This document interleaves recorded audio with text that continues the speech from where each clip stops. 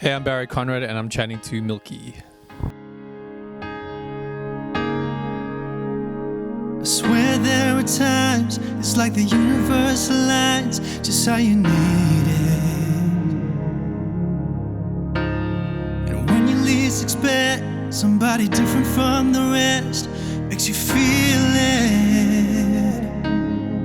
After trial and error, all in water, there in May I met you. So I grew up in quite a musical family. I have a dad that plays guitar and sings, and my mom recorded a gospel album with her church choir, so I was always around music growing up, and I guess I never really saw it as a job or profession. I just thought it was just what I did. And then later on in life, I kind of thought, you know what, I want to do this. I didn't really believe in myself, so I kind of had a backup plan of being a cop. That didn't work out, so I went for being an artist. Ocean Road is a special one for me because I wrote it right in the middle of lockdown last year. I was living in Bondi at the time, and I had this massive drought with writing. I hadn't written a song in so long, and I was like, can I still do this? And I had been doing a lot of shows prior to that. It was meant to be like the short show, a couple months, turned into like 5 shows, 4.5, 5 years. Hadn't released anything. I was like, I need to do some more music. And I was cooking one day in the kitchen, COVID cooking, and the chorus came to me almost in its entirety. I had the title Ocean Road and the entire melodic progression of that chorus. And then from there, and also side by that doesn't always happen for writers out there. That doesn't always happen where you just get it all at once. So I knew this was something I had to keep digging into and leaning into, and so it just kind of fleshed out. I wrote the chorus, first verse, and the hook pretty much quite quickly, and then the second verse I finessed a little bit.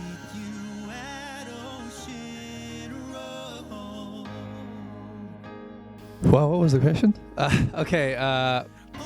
With Ocean Road, it doesn't follow any kind of formula. There's no trend that it follows. I'm not trying to sound like anything on the radio. It doesn't sound like anything on the radio or anything that I've done before previously. And I think what's most exciting to me about Ocean Road is that it's the most honest thing I've done as a writer and as a singer. I remember actually going to the studio to do it with my engineer. Shout out to Lara Tenhorn at Perfect Aria. And I said to her, I haven't been to the lab in so long. Is this going to sound good? And I got into my head for a second, and I just kind of shook out of it and was like, hold on, let me just do what I do and be honest about this, not try to be clever with the vocal delivery. And what is most exciting to me is that it's the most honest lyrically, the most honest vocally. It doesn't follow any trends. It's just something that's very authentic to where I'm at right now. And how I arrived at this style, I didn't really decide to do that. It wasn't a choice like, let me do a ballad. I've never released a ballad before. So it just feels really organic and right. And I think especially with COVID and everything, there's this whole vibe of like no rules as well.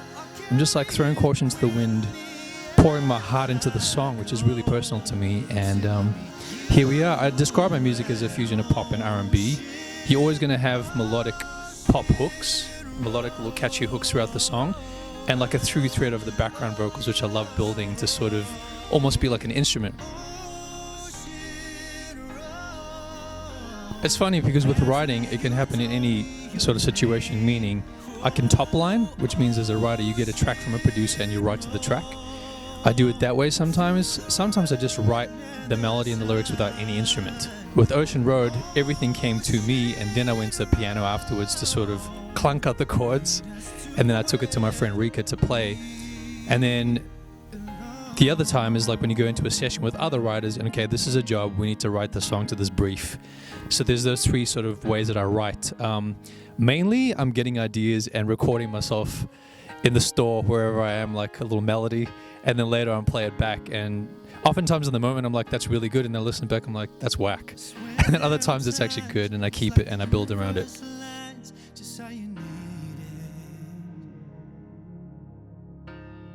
It was amazing bringing this song to life visually because I hadn't done a video in a while as well, and I'd always wanted to work with Matt Sharp. I've known him for a little while through the Traps, and he's an amazing director. And you're like, yeah, bro, let's do it, let's get in, and it just hasn't been the right time. But with this particular song, what's been good is that I sent him the song and I said, "What are you feeling? What are you seeing?" And when we met in Byron Bay, which is where we shot the video, he told me all of his ideas, and it's just like it's exactly what I wanted, which is to capture a feeling. This song is all about. When you see the video, you'll know what I mean. It plays out how I'm feeling about the song, and it's a real experience. I wanted people to experience the song visually and the audio at the same time. So yeah, I'm really excited about it.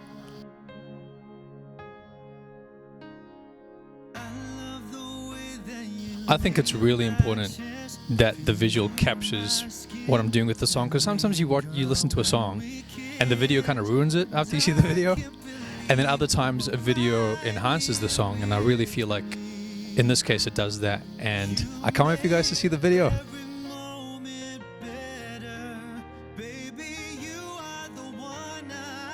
I say this a lot, and I feel like as an actor it really helps to inform what I'm doing now, because as an actor you have to dig so deep and get vulnerable and access a lot of different emotions. That helps me as a songwriter, so that when I do music again, I'm coming from a more real place, which I think is what I'm doing with this song. It's absolutely rounded me out more as a performer all around, certainly as a songwriter, certainly as an artist, as a human being. So yeah, it kind of all informs each other.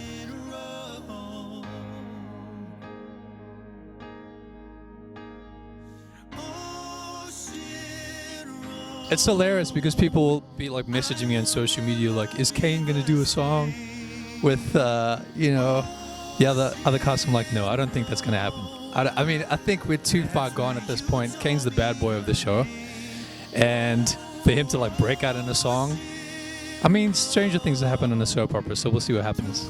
What do you guys think? Comment below.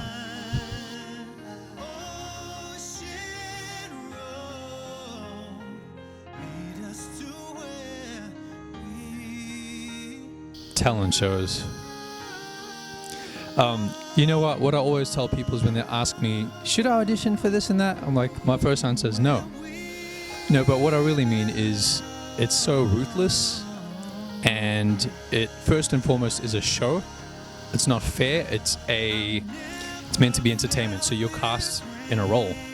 You know, you're the pretty girl, or you're the quirky guy, you're whatnot. And if you understand that and see it as a vehicle, then you're gonna be fine. Like for me, I knew I wanted to do this as a job, so doing shows like that, it gets you exposure that you can't buy. And so for that reason, if you really want to do this, I would recommend doing it.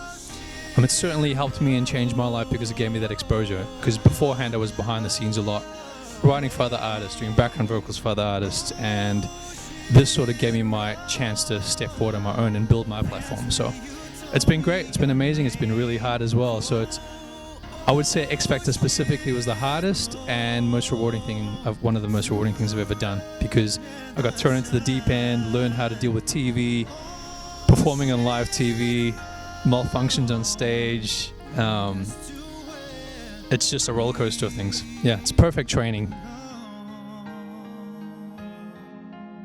I would love to get on the road again and perform. I actually had a gig that was planned for Saturday, and because there were new announcements with COVID and stuff, and got cancelled. So I was super gutted about that, but looking forward to gigging again, seeing you guys out there, reconnecting with my old fans and supporters, and meeting some new ones as well. You can definitely expect more music. I've said that for so long, and it's been like years now. So Ocean Road is the start of that, so you can definitely expect more music to come. Makes you feel it.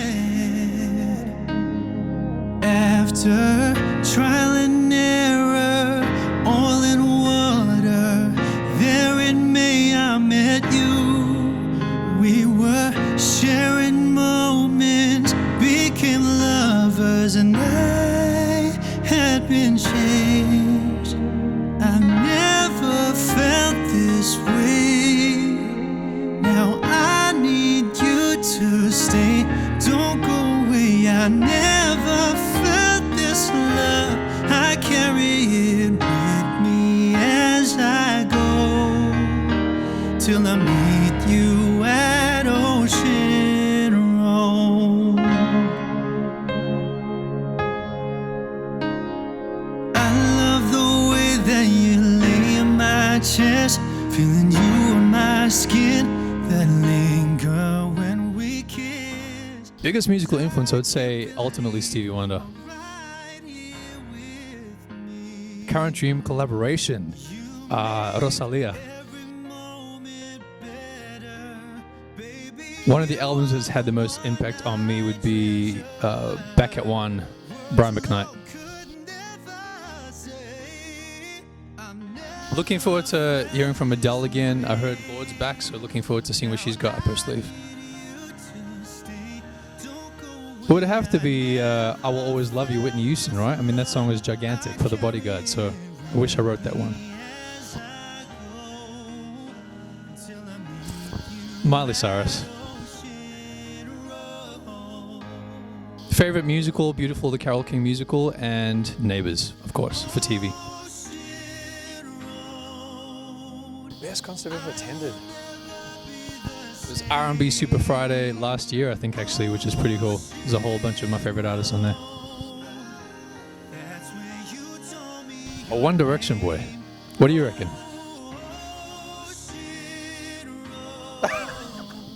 What direction is One Direction? Oh man, well, no direction at the moment because they broke up. So,